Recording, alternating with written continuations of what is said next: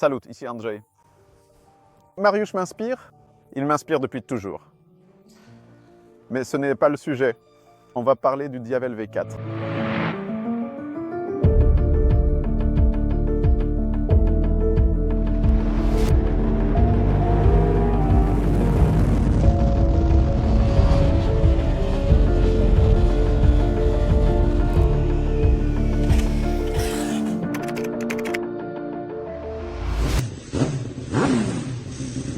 J'ai un lien sentimental et personnel avec la Ducati Diavel parce que la toute première Ducati Diavel, celle qui est arrivée chez nous en 2012, si ma mémoire est bonne, c'était ma première moto après avoir déménagé à Varsovie pour commencer à travailler à l'époque chez Motormania. C'était ma première moto d'essai.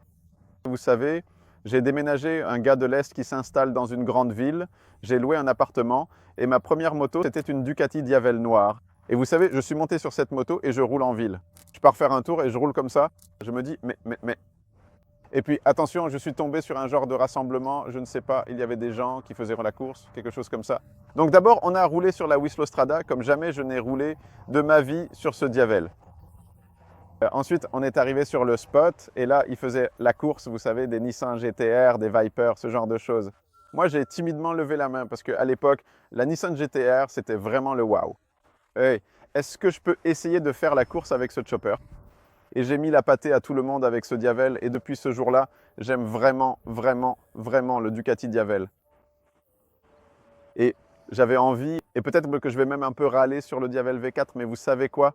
Est-ce que je dois vraiment faire ça? Deux options.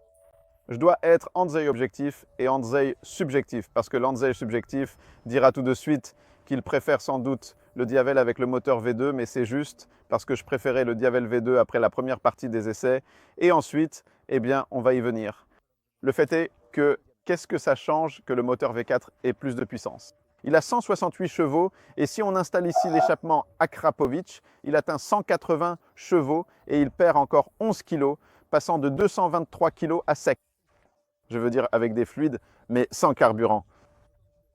Eh bien, pensez-vous, c'est une machine vraiment rapide, mais ce moteur est si doux, si prévisible, si doux que nous l'avons conduit.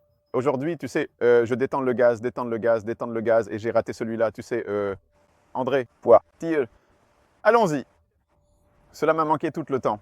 Eh bien, pas de vitesse, pas de performance. Tout simplement le caractère d'un moteur à 2 cylindres.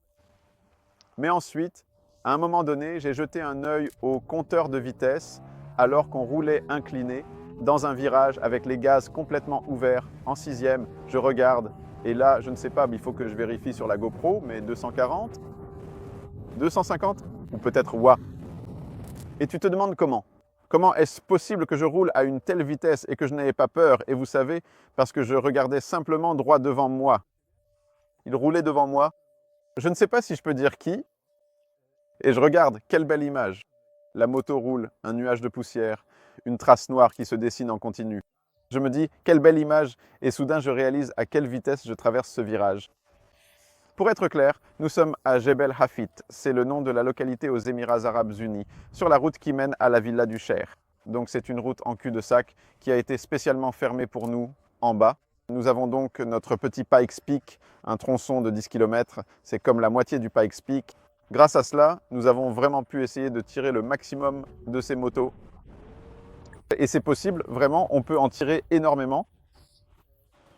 En ce qui concerne la conduite elle-même, cette moto est très similaire à la Diavel. L'ergonomie a changé de façon minimale. Vous savez, la selle est un peu plus grande, le guidon est rapproché de nous, c'est vraiment confortable sur cette machine. Je regrette presque que nous n'ayons pas eu l'occasion de le conduire, vous savez, sur une plus longue distance. En fait, je ne sais pas pourquoi cela n'a pas été organisé pour que nous puissions simplement le faire. Mon Dieu, il n'y a que des lignes droites partout. Avec cette moto, rouler tout droit devrait vraiment être agréable. Je ne sais pas, peut-être qu'il y a ça qu'ils avaient peur que ça vibre un peu ou quelque chose comme ça. Ça vibre un peu, mais je ne sais pas. Nous devons encore le conduire en Pologne. J'ai complètement perdu le fil. Route, rouler, rouler, rouler. L'ergonomie est très confortable, très similaire à celle de l'ancien Diavel et le caractère de conduite aussi, en fait pratiquement identique, car l'angle de la colonne de direction a été modifié d'1 degré, il est plus aigu, donc en théorie, la moto est plus maniable que son prédécesseur, mais quand on s'assoit et qu'on commence à rouler doucement, qu'est-ce que ça change que le cadre soit en aluminium au lieu d'un treillis? Qu'est-ce que ça change que la configuration du moteur soit complètement différente? Qu'est-ce que ça change que ce soit une moto entièrement nouvelle? On sent que c'est un Diavel à cause de ce large pneu arrière. Parce que quand on roule lentement avec une telle moto, on a l'impression de pousser, vous savez, une sorte de brouette pleine de gravats. Heureusement, dès qu'on commence à rouler plus vite, on oublie complètement cette sensation. Et ensuite, quand on roule vraiment, vraiment vite ou simplement de façon dynamique, à un rythme soutenu, on est stupéfait de voir à quel point cette moto peut passer rapidement et en douceur d'un virage à l'autre. Et ce qui me réjouit, c'est que c'est une moto faite pour les gens plus âgés, comme moi, pour les personnes mûres, un peu proches de la crise de la quarantaine. En fait, je crois que je suis déjà en pleine crise de la quarantaine. Tu roules avec cette moto en inclinaison et tu reçois simplement une notification. Tout simplement, à un certain moment, les repose-pieds commencent à frotter contre l'asphalte.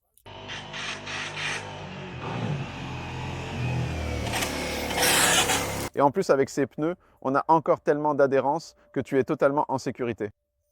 Ce n'est pas comme s'il frottait l'asphalte trop tôt. Non, là, on roule déjà de façon vraiment dynamique. Si on commence à se pencher hors de la moto, on peut encore la redresser un peu et aller encore plus vite.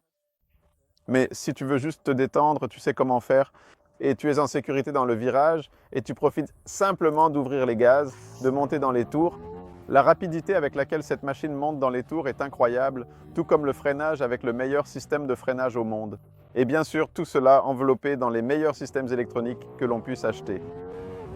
Je ne sais pas, il faudrait l'étudier en laboratoire, mais je peux affirmer sans hésiter que Ducati possède, sinon les meilleurs, du moins les meilleurs systèmes électroniques.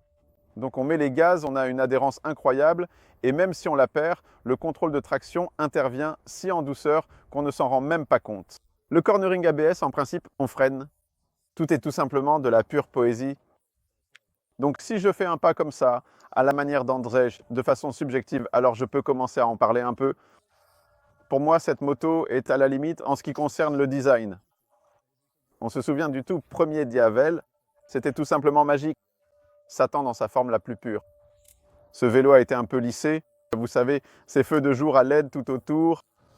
Je les ai déjà vus sur d'autres motos. Benelli, feu arrière Matrix, ouais d'accord, c'est un geste audacieux, c'est ce que les Italiens devraient en faire, mais ils sont aussi assez précis. Mais si je devais choisir entre ceux-ci et les précédents, je préfère ceux-ci parce que les précédents ressemblaient carrément à ceux du Bajaj Dominar. Le système d'échappement mince, regardez, la roue, vous savez, c'est vraiment à la limite du kitsch. Je ne l'appellerai pas élégant, c'est assurément spectaculaire, c'est assurément intéressant, c'est assurément design, mais est-ce élégant? Je ne sais pas. Et puis ce moteur qui est tout simplement différent, il est fluide, il est rapide, il est incroyable et on ne peut vraiment pas s'en plaindre. La boîte de vitesse aussi, le quick shifter, ça fait partie de son caractère. Différent, totalement différent. Donc oui, heureusement, nous avons encore le X-Diavel et le X-Diavel reste dans la gamme en bicylindre. Bon, c'est un peu une autre moto, mais elle est toujours là. Et celle-ci, eh bien, il faut tout simplement que vous l'essayiez vous-même. C'est sûr que pour les gens qui veulent rouler tranquillement avec cette moto, ce sera une meilleure option. Mais ceux qui aiment recevoir de leur machine un bon coup d'avertissement sous le plexus quand ils ouvrent les gaz, eh bien, je ne sais pas s'ils passeront sur cette bécane. Je suis très curieux et ce serait pour moi les informations les plus précieuses que les propriétaires de Diavel, que ce soit le 1260 ou l'ancien modèle, aillent faire un essai, roulent avec celui-ci et me disent ensuite s'ils changent ou s'ils préfèrent finalement garder le leur. Si vous voulez vous imaginer comment cette moto roule et que vous avez déjà conduit différentes Ducati, eh bien elle roule comme une Ducati parce que, écoutez, toutes ces motos se ressemblent beaucoup. Et si vous pensez à la Multistrada, au Street Fighter et à celle-ci s'insère justement entre le Street Fighter et la Multistrada, car elle est aussi confortable que la Multistrada, évidemment sans la protection contre le vent, mais en même temps elle est plus sportive que la Multistrada, un peu plus dans l'esprit Street Fighter. On l'appelle le Mega Monster et en fait je serais plutôt d'accord avec ça.